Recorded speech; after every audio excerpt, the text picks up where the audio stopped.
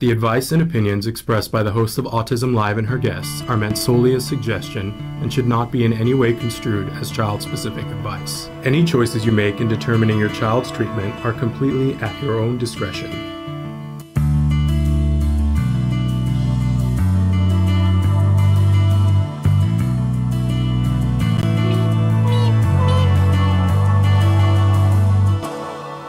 Good morning and welcome to Autism Live in the month of April 2024.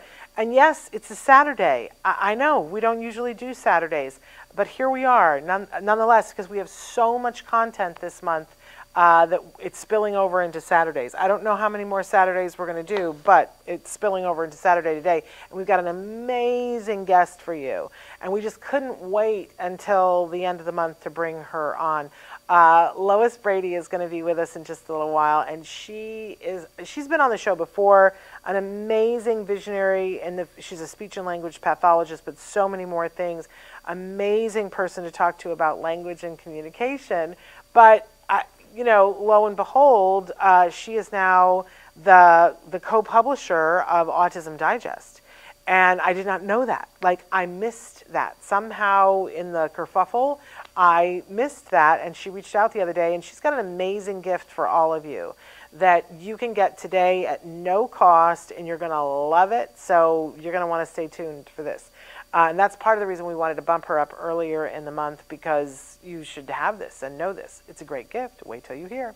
So that's a really wonderful thing.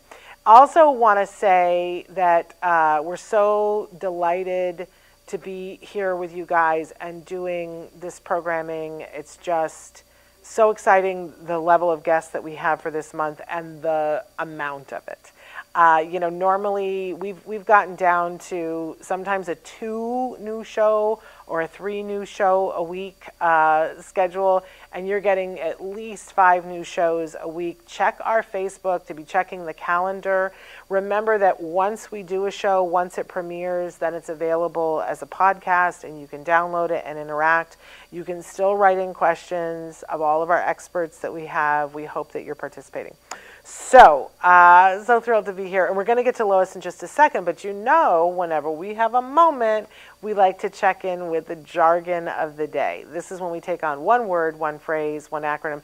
I didn't even say how you guys could be interacting. We're premiering right now on Facebook, YouTube, and Twitter.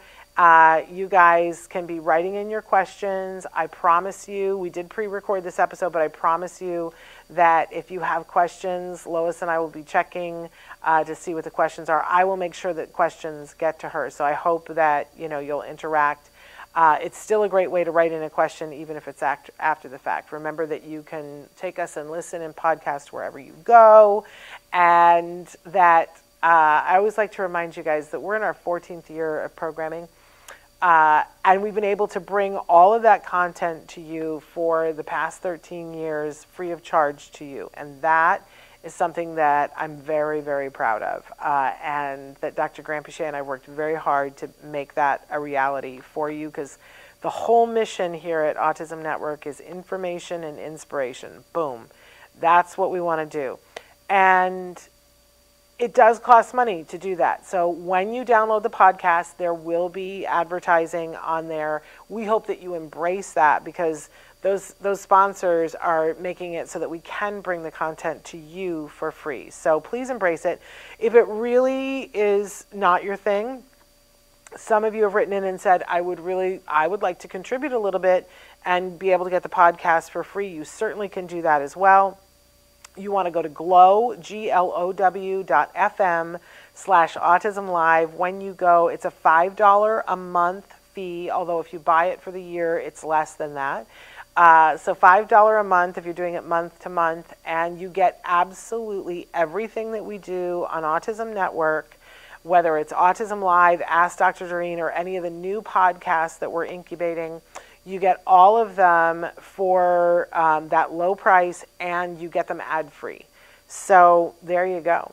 We do encourage you that however you're listening or watching, please, it also helps us to defray costs when you have more people watching our content. So please share. If something resonates with you that you see, please share it. Please like it. Please subscribe on whichever platform. If you're watching us on YouTube, subscribe on YouTube. If you're watching on Facebook, subscribe on Facebook. Or if you're downloading it from any one of the many podcast aggregators that where our content is, please subscribe so that you get it regularly. That matters on the search engines. I don't understand it. But the other thing that's huge and matters is if you review us. Even if it's a bad review, it helps first of all, it helps us to know how we can better serve you. But it also helps for other people to learn about our show. So, and we want to give information and inspiration, so that's what we're doing here. So I started to say jargon of the day. This is when we take on one word, one phrase, one acronym. We try to figure out what in the hey nani nani are those experts talking about. What does this actually mean, and what does it mean to me and my loved one right now? Because if you watch the show, we're all about content for that larger autism community, which of course starts with individuals who are themselves on the autism spectrum. I hope that you see how many of those voices we're featuring during April. I'm very proud of that. But we also include in our community individuals who love those on the spectrum. I identify as one of those people, a proud pony, parent of a neurodiverse individual, and you better bet your boopy that I love him head to toe, right? And only want to be a good ally. So anyway, we take on these terms so that those of us who haven't lived forever in the autism journey, we hear these terms and I'm like, I don't know how to be a good ally with this term, but hopefully when we give you our working definition, you've got an idea of, okay, that's what this term means in my life, and here's how I can take that knowledge and help the person, myself or the person that I love, to be able to do more of what they want to do or what that individual wants to do. So that's the whole thing behind the whole thing, you know what I'm saying? So today's jargon term is receptive language. Well, about a week ago we did expressive language, so let's take a look at the actual definition for receptive language. The language perceived and mentally processed by a person as opposed to that which they originate. A person's receptive language skills may differ markedly from their expressive language skills. And that's from the APA Dictionary of Psychology. I don't hate this definition. I hate the first line of it. The language perceived and mentally processed sounds like a factory. But we are talking about what you're taking in versus, I like the fact, as opposed to that which they originate. So it's what they're listening to, not what they're originating. And I do like that it's very clearly saying that your receptive language could be vastly different than your expressive language skills, because that is the case for almost everyone on or off the spectrum. But let's go on to our working definition and see if we can't get a little bit finer point on this. So receptive language is understanding communication from other people in all forms. People tend to think that this is about spoken language, and it certainly is. It certainly is, but by no means is that the only thing. So my ability to take in communication may be not just spoken communication, but, I'm a former school teacher, and, we always had what we called the look, and the look would be that, you gave the kid the stink eye, you pulled your glasses down and gave them the stink eye, and that let them know, teacher is not happy with what I'm doing right now. And that way we didn't have to disrupt things, you just gave the look, and some people will check themselves there. But some people don't know what that look means. They just don't know what that look means. So, and that's part of receptive language. I can tell you, I say this all the time, my expressive language obviously is much stronger than my receptive language. What I hear and how I take information is, it's nowhere near. I can talk you under the table, but if I have to listen and get information and be able to write, oh my gosh, I need a visual, right? I don't hear as well as I can see, right? Or as I can talk. So my receptive language, not as strong, and I have to have workarounds. So a lot of times I'm taking notes when people are talking.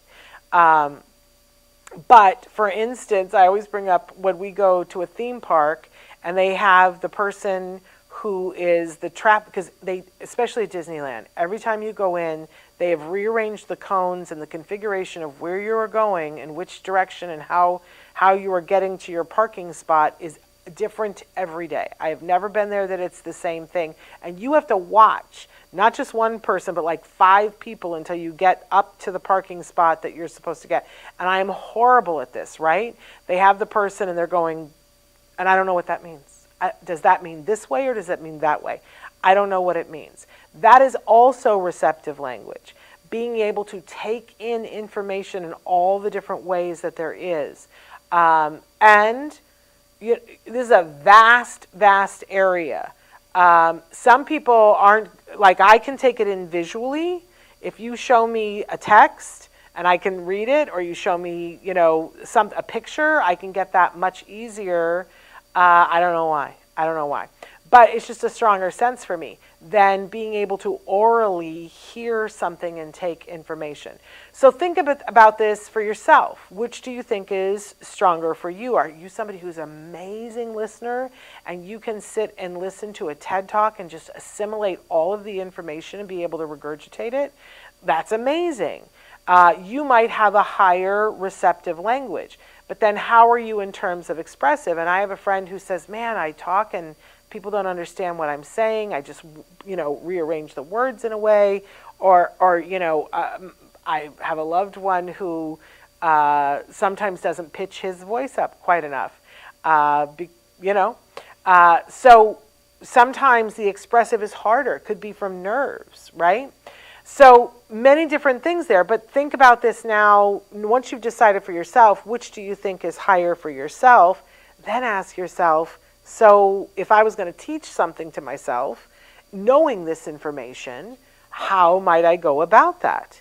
What would be the best possible choice to teach myself, right? Now, let's push to the person that we love on the spectrum and ask yourself, what do you think is stronger, expressive or receptive?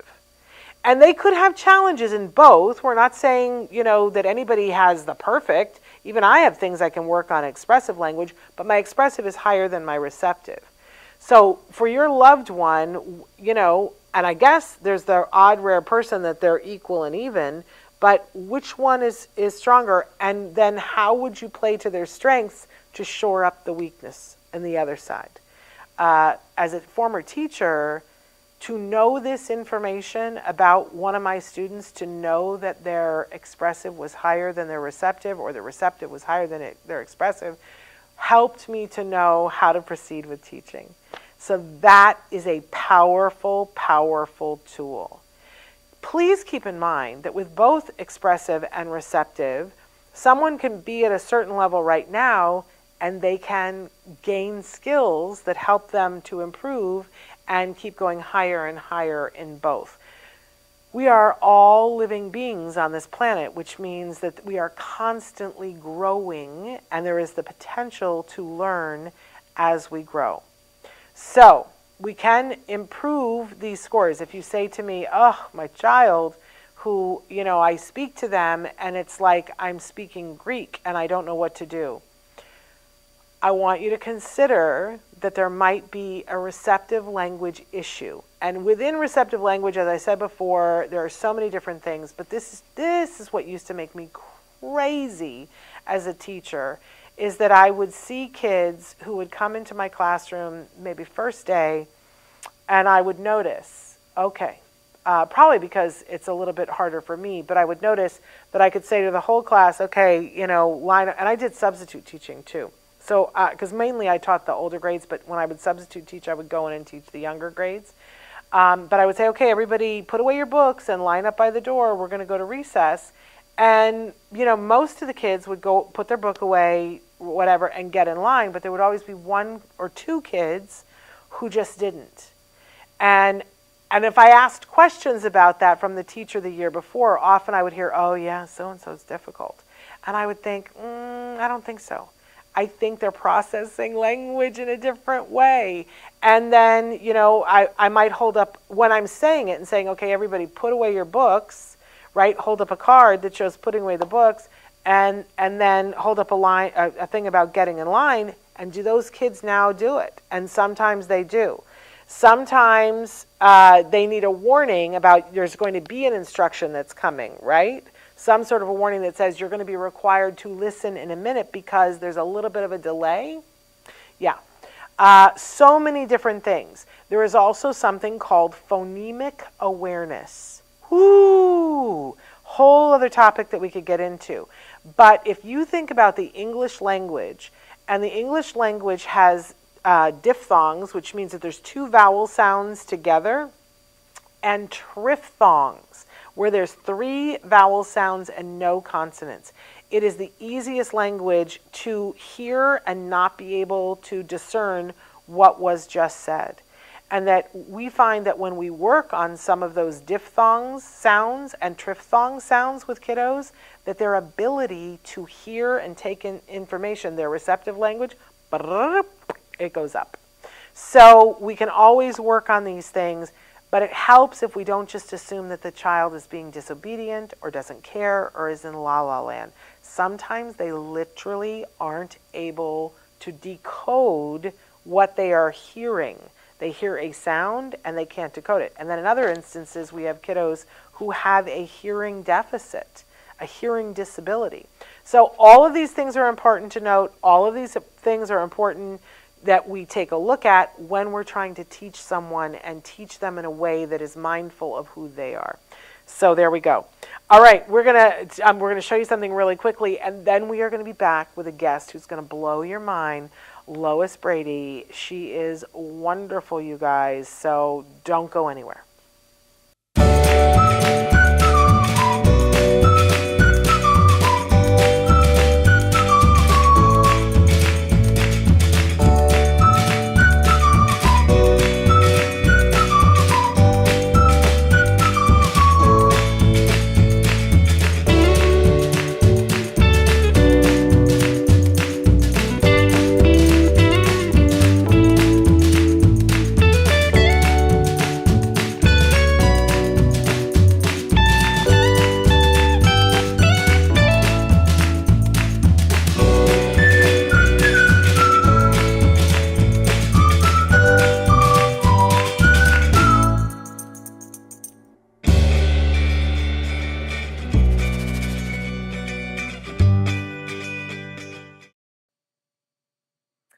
Welcome back. I promised you a great guest. I promised you a guest who understands what our jargon was more than I could ever hope to.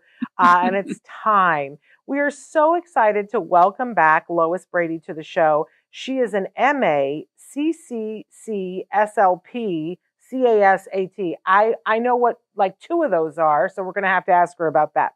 But I'm so excited she's back on the show, and I was so thrilled when I heard from her the other day and was gobsmacked when she told me what it is that she's doing right now. Because Lois Jean Brady has over 30 years of experience as a practicing speech and language pathologist, assistive technology specialist, and a certified autism specialist. That's the CAS. Okay. Lois is the co-publisher of Autism Digest and board of advisors for the International Board of Credentialing and Continuing Education Standards, the IBCCES. That's a lot of letters. So I'm so excited. I am so excited to talk with her about how she went from being an SLP to being the co-publisher, and as I understand it, the CEO of Autism Digest. So let's welcome her back to the program. Lois, it's so good to see you. Thank you, Shannon. It's always great to be here and always good to see you.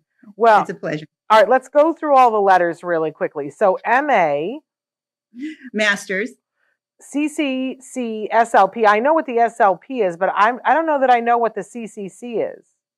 It is a certificate of clinical certification from ASHA. Okay, well, I like that. Yeah. And the CAS was a certified autism specialist. What's the AT?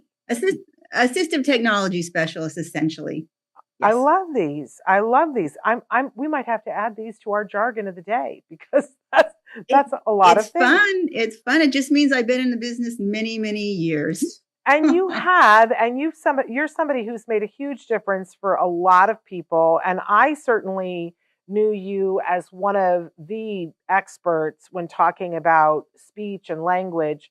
And then I got an email from you saying, "Oh yeah, now I'm running Autism Digest. I'm co-publisher and CEO, as I understand it." I okay, like it was news to me, Lois. This was absolutely news to me, and it makes perfect sense. But when did this happen? Well, Shannon, this happened maybe a year and a half ago when the current publisher, Lynn Young, called me and said, "Oh, please, I'm 85. I'm ready to retire. You're the only one I can think of that can keep this magazine going and add a bunch of new things. Um, would you take this off my hands?" And of course, I said yes. How could I? How could I not? I had written for the magazine. I love the magazine. I love what it stands for. It's been in business 25 years.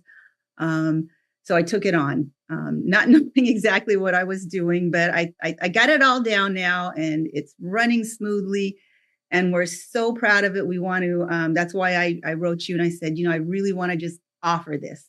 It's Autism Acceptance Month. It's our 25th year, or the magazine's 25th year, my second year. Let's just get it out there and show folks how fun a magazine can be. So in this 25th year, the thing that you wrote to me about is that you want to literally give away for free this month's edition. Yes, this month's digital edition. We have, this is the February edition, but we are making the back page. We're committed to making the back page a communication board. This one was designed by a non-speaking young man. And Shannon, you may know him, Otto Lana. I certainly know of him, but I've never had the pleasure of meeting him. Okay. Yes. So he designed this communication board, and we put it back here. They're not always going to be the same. The next month is going to be something different. But we're kind of dedicated that this magazine is going to be more than just giving information. It's going to be useful. It's going to be fun. It's going to be entertaining. We have, it's going to be interactive. So we have QR codes so that you can scan them with your phone as you're reading the print version. And for example, we have this wonderful little cook. Her name is Chef Shy. And she cooks like nobody's business. And she she published this book. And there's a recipe that she's doing for us. So you can scan the code and you literally go into her kitchen and watch her cooking the recipe. I love that. That was fabulous. So it's no longer boring. We talk about breaking research, even controversy. And you know that there's plenty of controversy in this community. So we don't shy away from that. We try not to do the same topics over and over and over again because, that's out there. It's been discussed. It's as you go through all the autism information, you realize that there's certain topics that just get overdone. So we're trying to go into areas where no one dares to go, but we're going to bring it up. We've been there. We've done that. We understand the areas. We understand the controversies. And quite literally, we've been on both sides. Like we were just talking about IEPs. Well, we've been on both sides of the table. We know what happens. We know what happens when people leave the table. Yeah. We're going to jump into that because that's a huge controversy with a lot of anxiety attached to it. And then we're going to talk about breaking research. What's breaking? Well, what is, that's great, but what does it mean to the mom who's reading the magazine right now? And how can she take that QR code and immerse herself into it? So there's that part of it too, like breaking down what's happening in the research community.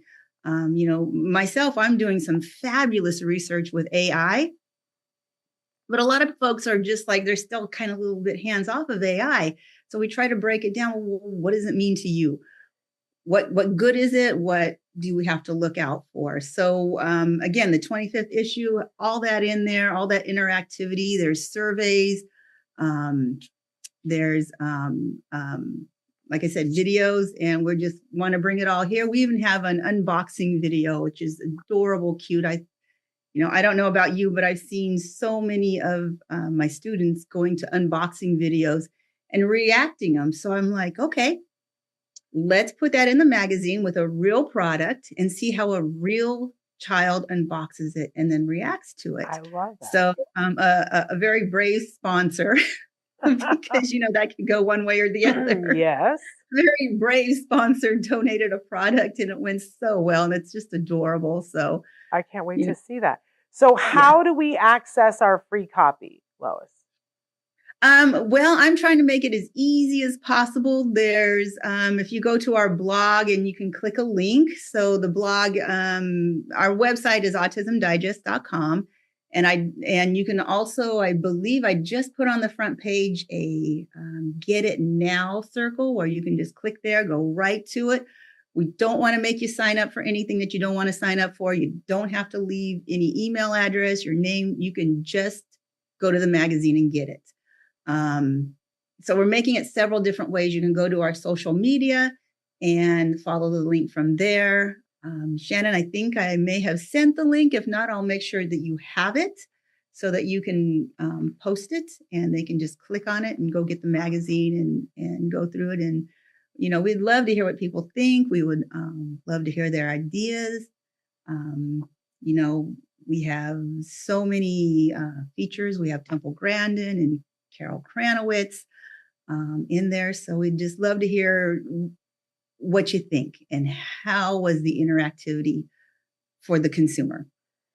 Love that. I do see that your Facebook site is Autism Digest, so people can go there. You have a YouTube channel, and you are on X, formerly known as Twitter. Yes. So amazing. But I'm sure that there are people who are like, oh my gosh, Autism Digest, that I loved it when it was before. It sounds like it's even better now. If they already know what they want to sign up for a subscription, because you have both the digital and the paper copy. So do they get to choose which one they want? And is there later on, if they decide they want to do it, is there a difference in price between the two? You can buy either one. You can buy the paper version, which will come in the mail. It's quarterly every 3 months, or you can get the digital version, or you can get them both. I think, oh gosh, and I should know this right off the top of my head. The paper only is $24. The digital is $9.99, and both I believe is $29. You really can't beat that, you guys, because it's chock full of good information. It has great information. And one of the things that we're super proud of, with all the AI out, we actually literally made an LLM, a large language model, which is a chat GPT, where you can go in and ask any question. We loaded all of the editions of Autism Digest in there.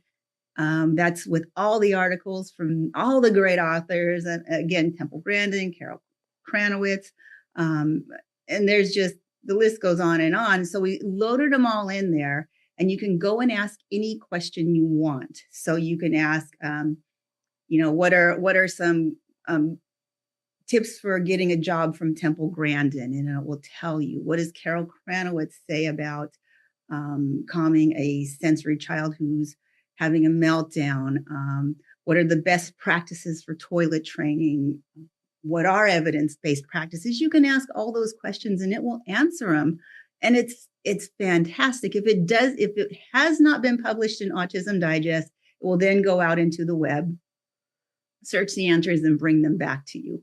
That's amazing. I do want to say we're not recommending it for therapy. It is not a therapeutic thing. It's an informational thing. So I know I've had some folks write me and say, oh, there's no way I would do therapy with a chat GPT. That's not what it's for. It's to gain information. Amazing. And you also have a chat GPT book club. Explain that to me. Yes, we're calling it the book club to make it a little more friendly so folks don't, because AI is new and it seems kind of robotic and it seems a little intimidating. However, if you look at it, the fact that if you talk to one person, say you're talking to me and you're asking me about best practices, and I'm telling you about them from my memory, my best recollection, and all my experiences.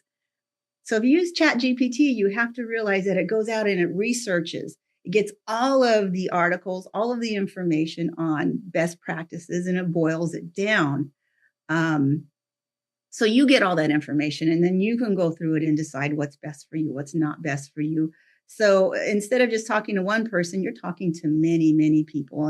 And so we did call it the book club so that it's a little more friendly, and you can look at it as just someone to speak with, to get information, to talk about things.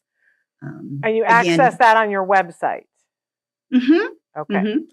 It's free. We're not charging for it. However, just because of the rules, you do have to have a membership to ChatGPT-4, and that's where all the large language models are kept that people are developing. It's almost like a ChatGPT app store, like when the App Store first came out and you went to the Apple App Store and you picked out the apps you wanted. Well, now you can go to a ChatGPT store and pick out the chats that you want to interact with. And that's why you have to have a subscription to ChatGPT-4. It's not from us, it's from them. Okay. And do we know how much that is? Oh, I think it's about $19.99 a year. It's not as horrible as you would expect. And it's a lot of people are getting it now. It's a very handy tool.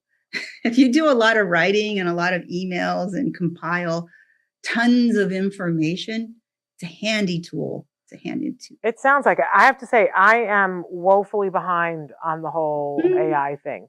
But I hear you talking about it. I hear Dr. Grant Pichet talk about it, and I start to get excited.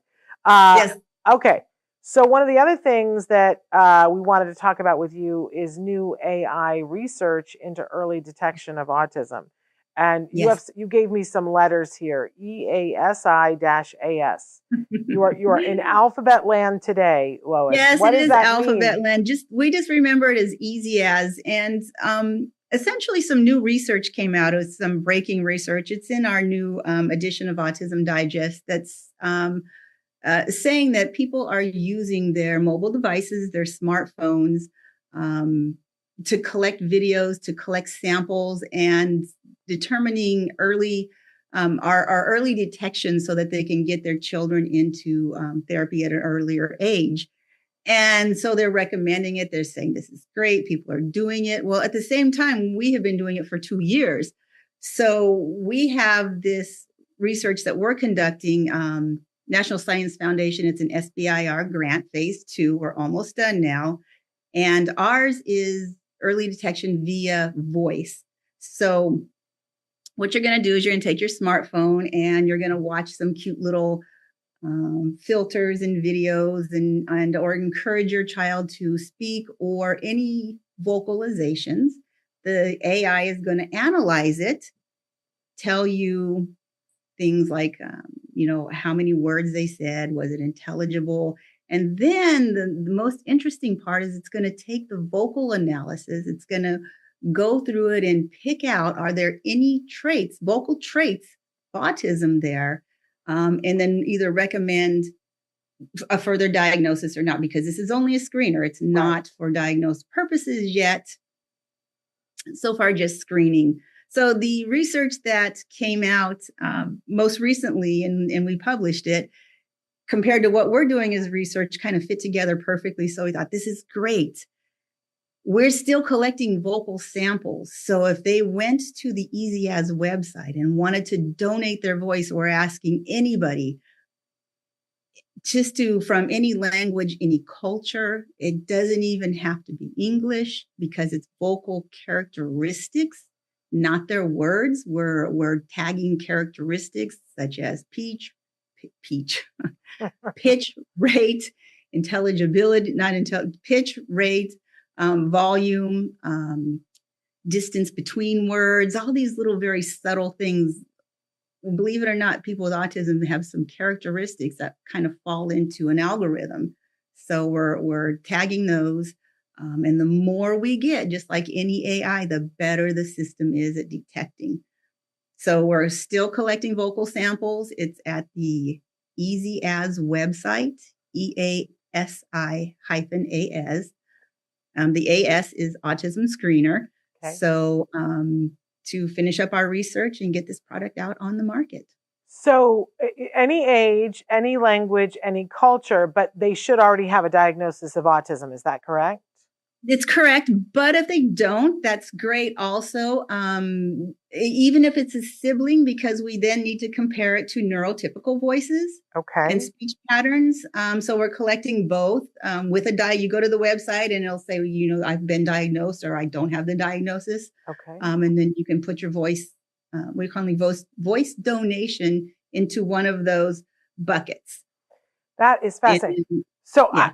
there's so many things. My brain just went rah, because as an SLP, I am so fascinated that when I first saw this, and I was like, oh, this kind of interests me. Why you would be on board with this?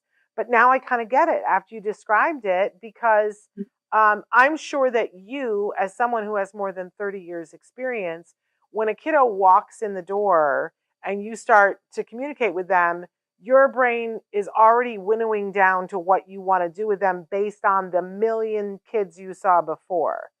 Correct. And that if we could harness some of that same thing to give somebody who's an SLP on day one, to give them the jump start of your experience, well, then then we'd be more effective at treating Correct. kids. So, and it would take less time. Also, with this technology we're building, it's doing a language sample. So as you're doing the language sample, it's analyzing all those things: the receptive language, the expressive language, the intelligibility, the fluency, the morphology. The AI is analyzing all those things, and then on top of that, it's analyzing the vocal characteristics for autism. It's doing an autism screening. Yeah. After that, Shannon, here's the great part. Here's what's going to save speech therapists tons and tons of time. It compiles it into a report and gives some goals, gives some benchmarks, strategies for parents to continue at home. And it does all that almost instantly. Of course, it's not a replacement. Then the therapist has to go and read through it to make sure that everything is right. Yeah. And everything is good before they sign. We never recommend, don't sign anything until you read through it. This is computer generated. However, it saves so much time. It takes us 3 hours per child to compile that kind of information, to go through a language sample, to do the markers, to count morphemes, to mark them and get all the information ready. And if it can be done in a fraction of the time, we can spend our day helping kids rather than writing reports. And because truthfully, that's what we end up doing most of the time is we're behind computers writing reports rather than in front of kids doing what we need to be doing. Which seems like a shame. Especially when we've got kiddos who are waiting. It's a waste of talents. And yeah. Well, amazing. And so tell us the website again where they would go if they want to donate their voice. And then I want to talk specifically about what that means, donating your voice. Because everybody gets so emotional right now. And I understand it. Believe me, I understand it about, will my voice be used for something later on? But tell us where to go first to do it. No, it's www.easyas, that's EASI-AS.com. We do have an IRB, an independent board review, which and I don't know, Shannon, if you know what an IRB is, but what you have to do if you're going to be doing research on children, anybody, but children specifically, you have to write out exactly how you're going to get the voices, what you're going to do with them. They are hyper protected. They are double, triple protected. No one's getting them. We analyze them and then keep them in a very, very safe spot. We don't send them out. We don't do anything else with them after that. It's just you go in completely anonymous. All we really need to know is your age. Do you have a diagnosis? Okay. So that we can kind of categorize. So on the one end, you're not going to be listening to a Budweiser commercial 3 years from now and hear your child's voice, first of all. Because I know people ask these questions and go, but then what will it be used for? That's not going to happen. It's protected. But also, no one can access and realize that it's your child's voice. Also, I'm sure that it's protected in terms of that as well. Correct. So Yes. HIPAA and all of those Yes. things. The lovely HIPAA. FERPA, IRBs. It's very protected. It's a good time. And it is, because we need to protect our kiddos. And I think parents, we have a very strong concern about that, and understandably so. All of this is absolutely amazing. I want to go back to Autism Digest and the free edition of it, because this is the digital version that people can sign up and get so you guys can sign up and get this and start reading through and enjoying the different things that are in that today. And again, go to the website. You'll see directions to do that. Very easy, no strings attached. You don't have to give a credit card that you cancel in 30 days. Lois, you're amazing. Danny Blumen will be on the cover, just so you know. Oh, she's just how fun. Beautiful. Love her. She's gracing our cover. So if you see Danny up there, you know you got the right edition. Okay. And we're seeing Danny on Friday at the Autism and Entertainment Conference. So excellent. But when this airs, it will have happened yesterday. Never mind. We saw her yesterday. See how that works, you guys? Great minds. Anyway, but don't waste time. Go and get your free copy and read. Now, did Danny write a piece, or did somebody interview her? We interviewed her, and then we wrote up the article. However, because the new issue is interactive, you can scan the QR code and go and watch the full interview right there from the print version and from the digital version. That's just crazy. Lois. Isn't that amazing? Yes. That is absolutely amazing. I remember, and she did the best interview, Shannon. She's just got so much life and energy. I love her. That literally was the best interview. And we've done Simon Cohen-Barron and Barry Prezant, and they were lovely. Don't get me wrong. But she was just so bubbly and fun to talk to. I love that. I absolutely love that. I remember a million years ago, I got sent to a home that changed my life. And it was the home. I don't know if he's on your radar, but there's a wonderful drummer. His name is Logan Ellis Shepherd, and he'd be a great interview. He's a professional drummer, Logan Ellis Shepherd. He's a professional drummer, just came back from his first North American tour, and before that from a European tour. Brilliant, brilliant drummer. But my son was fairly newly diagnosed, and his parents were sitting down and giving me the full 411 about everything. And I remember sitting there and saying to them, somebody needs to start a magazine.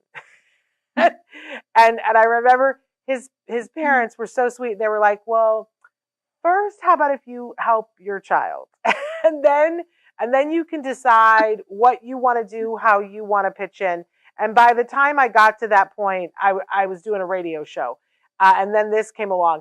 But always my thing was somebody should do a magazine. And of course, I have always loved Autism Digest magazine.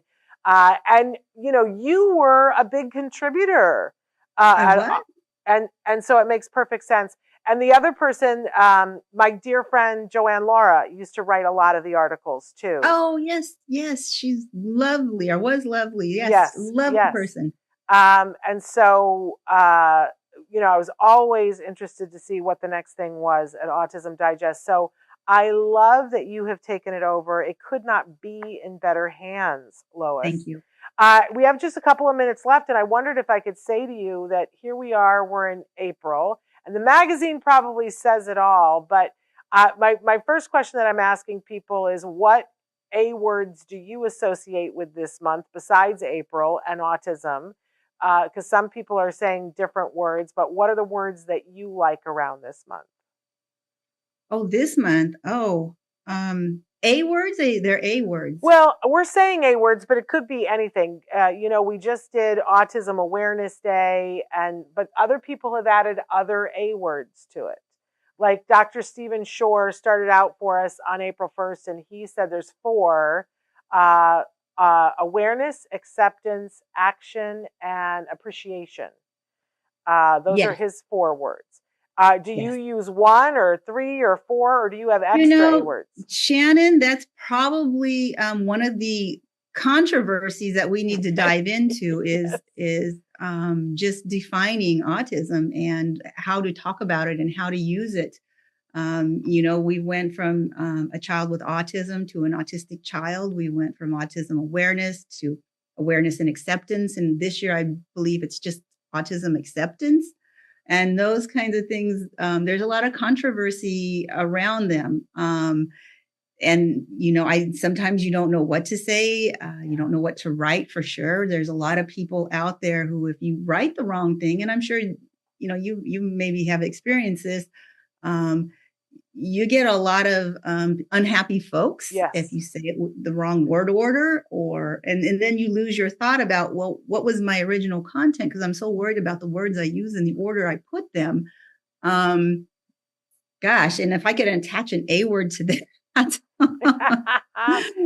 I got Alzheimer's from it. I don't know what to say sometimes. It makes me like stop and lose my train of thought so much that it interferes with the message.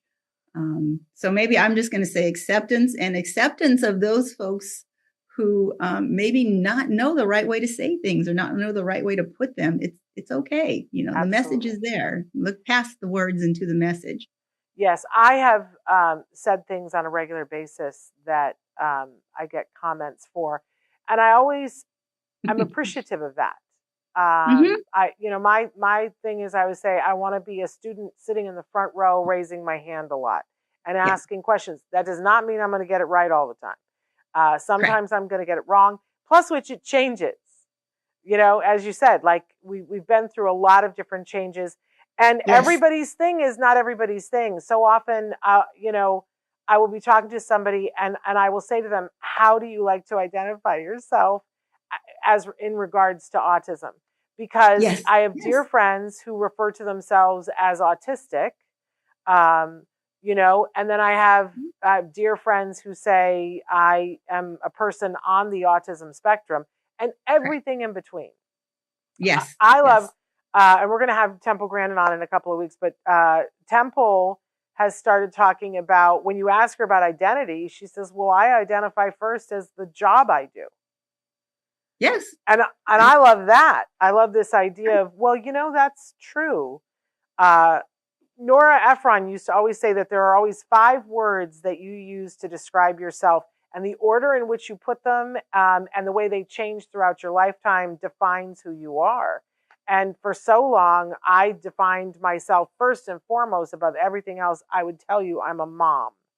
And now, I probably would say that second because life has changed and some people would like me to stop being a mom with a capital letter that live in my house. So I think everybody's allowed to have whatever words work for them. In describing April. So very good political answer, Lois. You get 5 stars. Yes, I've learned how to dance the dance. But I do love describing people by what they've done and who they are. I really try to, I talked about the chef at the beginning. She's this little girl. She's adorable. And I really try to stay away from, here's Chef Shy, the autistic chef. Here's Chef Shy. She's cooking this recipe. Isn't she? Look at her cook. Oh my God. And so I'm trying to just, not even frame it like that so much. We had Alex Cohen, who's another world-class drummer, a few issues back, and didn't even mention the fact that he was on the spectrum. A lot of people got angry at us for having someone who was not on the spectrum in our magazine. And I'm like, well, he is. Why would? That's why he's there. Right. Absolutely. Absolutely. But it really has come to that. And sometimes it's hard. Sometimes it's really hard. I got asked recently to speak at a thing, and I went to look at it, and it was for all speakers that were people on the spectrum. And I wrote and said, I don't think I'm the right person for this. And they said, why ever not? And I said, because I am not on the spectrum. I do not identify as being on the spectrum. And they were like, oh, we just assumed because you're hosting a show called Autism Live. And I was like, well, fair enough. But no, I identify as a pony, a parent There you go. of a neurodiverse individual. That's my thing. I'm a pony. Anyway, okay. Well, So, we're all just a little bit on the spectrum. You know, that's just what ends. So yes, but that gets us onto the third rail too. So I'm gonna very carefully step off of that topic. But really important, if you have never looked at an Autism Digest, well, this is the month to do it. It is yes. April, and there is a free episode waiting for you that has your name on it. It's a digital episode. So go to Autism, and it's just autismdigest.com is the website, isn't it? autismdigest.com, and it's Autism Digest across all of our social media. And check out the new features. If you have ChatGPT-4, check out our book club. It's absolutely amazing. You can ask any question you want. Again, it's not made for therapeutic purposes. It's made for informational. But you can get so much great information there. Check out Controversy Corner. We're actually talking about symbols and icons this month. How, you know, they can be maybe a little bit too abstract for people who have challenges with abstraction, and maybe they're not the best if you're just now learning language. That's a controversy. And we give some examples of that and maybe what can be done instead of that. So Controversy Corner is going to be great. I think just speaking with Shannon now, we got a brand new controversy for our next edition. Yeah. Thank you. Always feel free to reach out to me and I can point you to the next controversy or the one I'm currently in. Yeah. But you're talking about like signs, like things, you know, like a restroom sign and street signs and things of that nature, correct? No, I'm talking about the symbols and icons that they use on the communication boards when they're first starting out children, non-speaking children, with the pointing pecks. I think a lot of people know it as pecks. Right. And some of the symbols are maybe just hands reaching or some square on a shelf, and that's to represent want, or again is some arrows going a certain direction. Okay. You know, those are all things that we understand because I have no trouble with figurative language. I have no trouble with symbolism. But these are children who are on the spectrum, who are autistic, and they have significant trouble with that. So why would you show those symbols for those words and not just show them the word and teach them how to read the word? And now they have a lifelong skill, literacy. A lot of our kids are hyperlexic. They're kind of tuned in to words and letters to begin with. Yeah. So that's kind of where we're going with that. A lot of these symbols, and you've seen them, Shannon, they're really pretty abstract. Yeah. I have trouble reading any sign. I'm not good at that. Yeah. No, the signs you see on the street, that's fine. Those are accepted by a community. So therefore they are communication. Any symbol that's widely accepted by your community, that means something. Now you can communicate by using that symbol. But if you take these ones that are very specifically used on communication boards and in PECs, no one else uses those. So if you went to McDonald's and showed one of those pictures, the person at McDonald's wouldn't know what the heck you were talking about. Well, that is fascinating. You need widely accepted symbols. I love this. I have to ask you, is that a really fun ring that you have on your finger? What do you have on your finger? It's just my hairband. Oh, it's like, my fidget, Shannon. I love it. I was like, is that just a really cool? Because on the inside it's like a cross, and I was like, is that a really cool thing? There you go. Hairband. You've started a trend. We all fidget. It's just a quiet fidget. I love it. I love it. I cross and uncross my legs a million times. So there we go. Lois, you're just such a light. Honestly, and I'm so happy that you're captaining the ship on this wonderful magazine, and what a wonderful gift for our community. So fabulous. And thank you for giving us all a free episode during this month. I hope that everybody takes advantage. I can't wait to get my copy and see the article and the interview with Danny, because I just adore her. Me too. But thank you so much for everything that you're doing. And we look forward to hearing more stuff.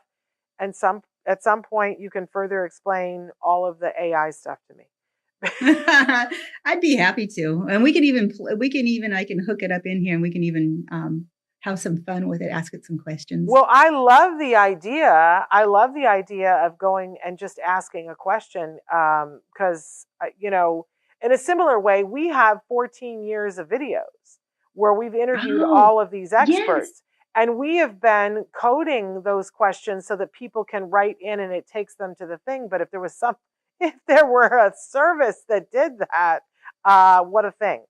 Talk to me, Shannon. Give me a call. Apparently we need to have a conversation. Anyway, 14 years worth of videos. So there we go. Anyway, Lois, thank you so much for taking the time to be with us. Thank you for the amazing work that you continue to do.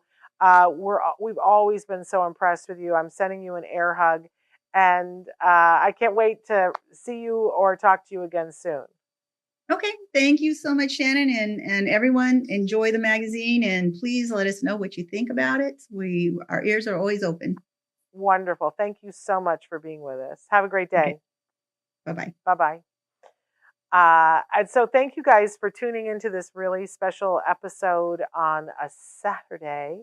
And wait till you see, please check on Facebook for our schedule, not just for this next coming week, but you can also look back and see all the rest of the interviews that you missed this last week. This last week, if you didn't see it, Stephen Shore on Monday, Dr. Grampuchet for World Autism Awareness Day, Tom Island was with us, Kobe Bird and Julie Matthews yesterday.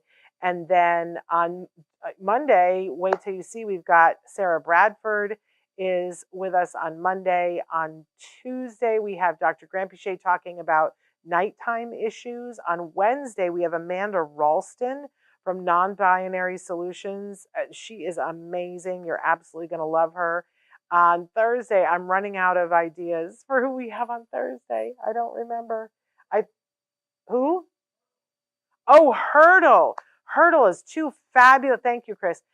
Two fabulous gentlemen from Florida who are making a real difference in Florida, supporting adults on the autism spectrum. And then on Friday, we have Katie Gibney, who's going to be with us. And she is an expert in helping individuals who are teens and adults. And if you've ever had a question about, well, what can we do to mindfully support teens and adults, make sure that you're with us on Friday for Katie Gibney. She is amazing.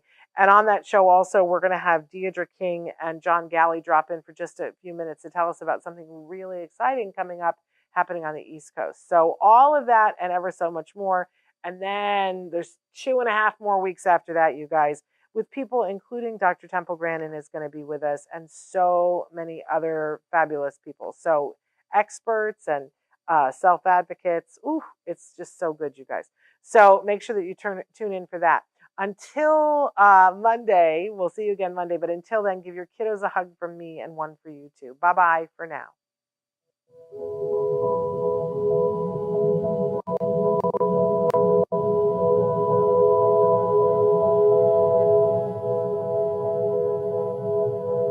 If you found anything helpful in this video, please give us a like. In fact, make sure that you smash that subscribe button on YouTube and give us a like on Facebook. You can also follow us on Twitter and on Instagram for important updates. And please download our free podcast wherever you get your podcasts. Thank you so much. See you next time.